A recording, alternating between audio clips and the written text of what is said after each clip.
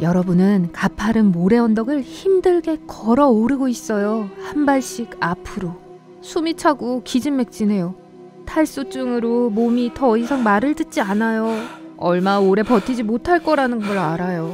마침내 모래 언덕 정상에 도달합니다. 그리고 눈앞에는 보고 싶지 않은 광경이 펼쳐져요. 너무 끔찍해서 이해하는데 약간 시간이 걸려요. 수평선 끝까지 온통 모래뿐이에요. 끝없는 모래 언덕의 바다. 여러분은 발이 묶였어요. 혼자 길을 잃었고 구조의 희망도 없어요. 아라키스 행성에서요. 공상과학 소설에서 창조된 환상적인 세계보다 더 멋진 것은 없습니다. 얼음 행성에서 초록이 우거지고 빛을 발하는 정글까지요. 아라키스 행성은 문학과 영화 속 우주에만 존재하겠지만 가족을 데리고 소풍을 가고 싶을 만한 곳은 아니에요. 2021년 영화 듄을 못 보신 분들은 걱정하지 마세요. 스포일러는 없을 거예요. 1984년 버전을 못 봤을 수도 있고 2000년의 미니 시리즈나 여러 컴퓨터 게임, 원작자 프랭크 허버트의 소설 6권을 읽지 않았을 수도 있어요. 하지만 듄에서 발생하는 많은 사건의 배경이 사막행성 아라키스라는 것은 알고 있을 거예요. 그곳에는 귀여운 로봇도 없고 혹독한 기온만 있을 뿐이고 모래 언덕 아래 어딘가에는 거대한 샌드웜이 있어요. 샌드웜은 정말 거대해요. 길이가 450m까지 자랄 수 있는데 이건 지구상에서 가장 큰 생물인 대왕고래보다 훨씬 더 길어요. 과학자들은 끝없는 모래 언덕의 행성에서 사람이 살아남을 수 있는지 알고 싶었어요. 하지만 과학자들이 한 일에 대해 이야기하기 전에 행성 자체에 대해 조금 더 알아볼게요. 아라키스에는 이미 프레맨이라고 알려진 사람들이 거주하고 있어요. 그들은 이 행성의 원주민이고 혹독한 사막 조건에서 살아남을 수 있도록 적응했어요. 그들은 스틸슈트라고 부르는 전신 특수 복장을 만들었어요. 땀과 같은 인체의 자연 수분을 보존하기 위해 고안되었죠.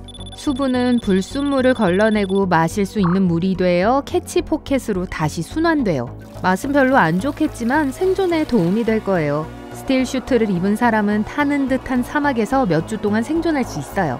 만약 우리가 아라키스나 그런 사막 환경에 고립되게 된다면 어떤 일이 일어날까요?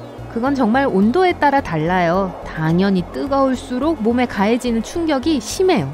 탈수의 첫 단계는 갈증이에요. 체중의 2%를 잃으면 갈증이 느껴져요. 이미 몸이 안 좋아지기 시작할 거예요. 물은 체중의 60에서 70%를 차지해요. 더운 환경에서 몸은 시간당 1.5에서 3리터의 물을 잃을 수 있어요. 그러면 땀도 덜 흘리고 체온이 상승하기 시작할 거예요. 혈액도 진해지고 산소 수준을 유지하기가 더 힘들어질 거예요. 심장박동수가 증가해요. 우리 몸은 고물자동차처럼 과열되기 시작하고 더 피곤해지고 제 기능을 하지 못하게 될 거예요. 체중의 4%를 잃으면 실신할 거예요. 7%가 되면 장기 손상이 시작됩니다. 이해가 되죠? 스틸슈트가 없어서 유감이네요. 다행히도 영화를 보기 위해 그런 장소로 이동할 필요는 없기 때문에 우리는 편안하게 앉아서 팝콘을 먹고 큰 음료를 마실 수 있어요. 사막을 배경으로 한 영화를 보면 항상 목이 마르더라고요. 영국 기후과학자들은 열성적인 듄 팬임에 틀림없어요. 여가 시간에 재미삼아 이 행성을 탐험하기로 했거든요. 그들은 아라키스의 실제 3D 디지털 기후 모델을 만들었어요. 우선 아라키스에 대한 모든 데이터를 수집했어요. 듄 팬덤 위키뿐만 아니라 놀라운 듄 백과사전까지 샅샅이 뒤졌어요. 이 백과사전에는 수천 개의 상호 참조 항목이 실려있고 제작에 8년이 걸렸어요. 그들이 알아낸 것은 아라키스의 대기가 질소와 산소로 이루어져 있으며 인간이 살 수 있다는 것이었어요. 시작은 좋네요. 행성의 표면은 거의 완전히 건조한 사막입니다. 하지만 프레만과 같은 행성에 제한된 토착 생명체가 살 수 있는 산맥도 있어요. 이 행성에 서식하는 거대한 샌드웜도 이 행성의 독특한 생태계에 기여합니다. 샌드웜의 내부 구조는 용광로와 비슷해요. 강렬한 열을 생산하며 식물이 거의 없는 세계에 산소를 공급해요. 산책을 나갔다가 샌드웜과 마주치지만 마세요.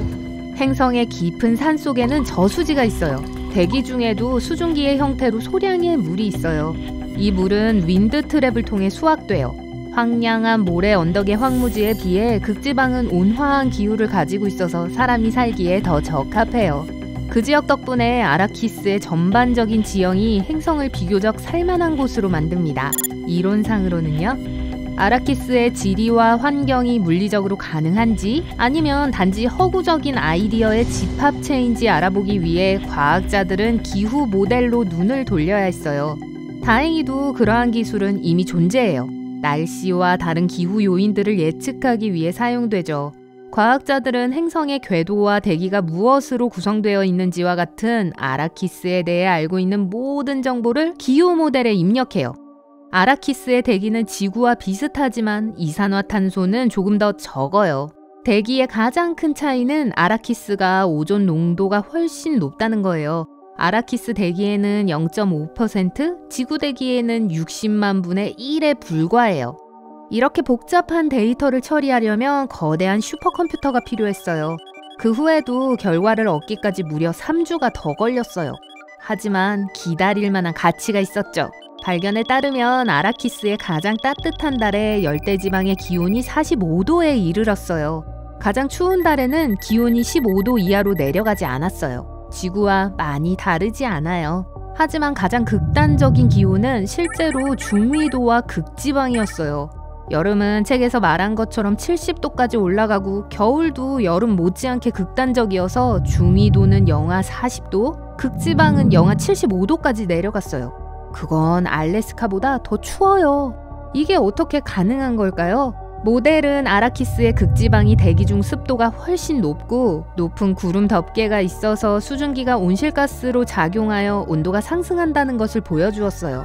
또한 책에서는 북반구 극지방에 만년설이 있다고 언급됐어요. 그럼에도 불구하고 이 모델은 여름 기온이 극지방의 얼음을 녹일 것이라고 밝혔어요. 게다가 겨울에 만년설을 대체할 만한 눈이 내리지 않을 거예요.